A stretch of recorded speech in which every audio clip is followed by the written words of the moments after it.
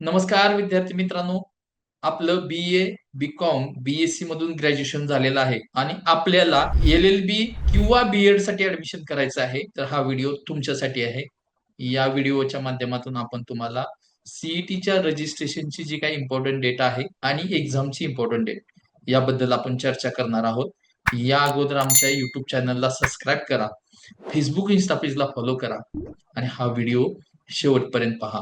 माझं नाव Appasaheb Mesal, advance and international studies career counsellor. Working professional मधले माझे स्टुडंट किंवा हाऊसवाईफ मुली यांच्यासाठी आपण या आपल्या काउन्सिलिंगच्या माध्यमातून ही जी काही प्रोसेस आहे, ही प्रोसेस आपण स्टेप बाय स्टेप ऍडमिशन पासून ते त्यांना रजिस्ट्रेशन पासून ते त्यांना ऍडमिशन मिळेपर्यंतची ती प्रोसेस आपण स्टेप बाय स्टेप इझी करून देतो.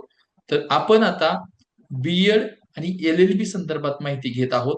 सीईटी सेल कडून कोणतं नोटिफिकेशन आलेलं आहे, त्या नोटिफिकेशन मध्ये काय इम्पॉर्टंट डेट होती आणि ते डेट कधी संपलेली आहे आणि नेक्स्ट डेट किती तारखेपर्यंत वाढलेले आहे, तर ते आपण पाहणार आहोत. आपण पाहतोय government of Maharashtra state common entrance test cell, Maharashtra state Mumbai यांच्याकडून हे नोटिफिकेशन आलेलं आहे.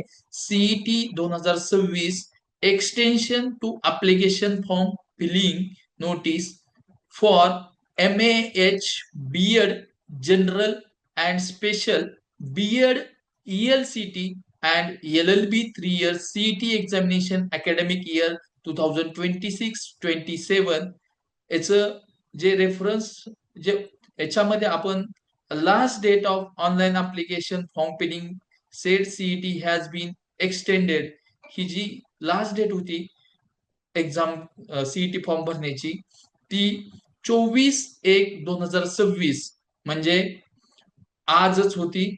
ती डेट एक्सटेंड होऊन 13/2/2026 या कालावधीमध्ये पर्यंत सुरू राहणार आहे. MAH B Ed general and special B Ed ELCT CET 2026 ची आणि त्याच्यानंतर MAH LLB 3 year सीईटी 2026 ही 8/1/2026 ला सुरू झाली होती, ते 24/1/2026 पर्यंत होणार होती. त्याची जी डेट आहे ती पुन्हा एकदा आपल्याला सीईटी कडून एक अपडेट झालेला आहे.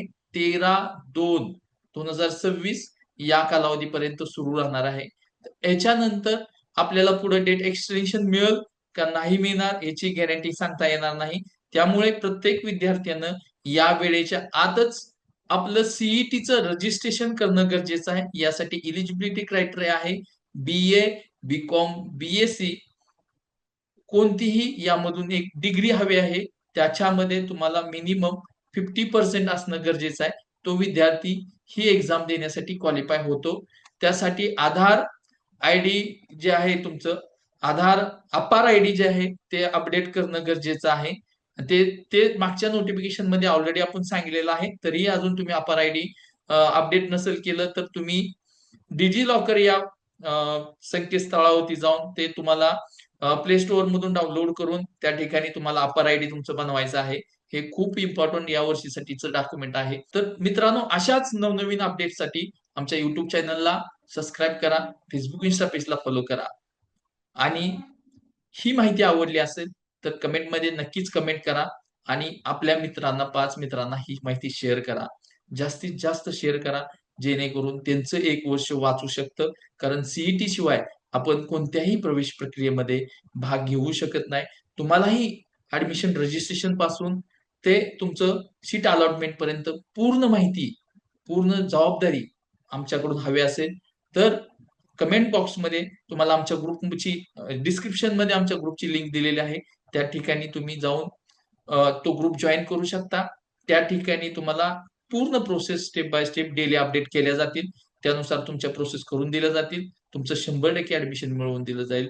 त्यासाठी आम्ही आमच्या काउन्सिलिंगच्या माध्यमातून कटिबद्ध आहोत आणि ती प्रामाणिक सेवा तुम्हाला आमच्या माध्यमातून मिळू शकते. त्यासाठी फी स्ट्रक्चर किती असेल, काही गोष्टी असतील, त्या सगळ्या गोष्टी आपल्याला 1-to-1 काउन्सिलिंग मधून समजवले जातील.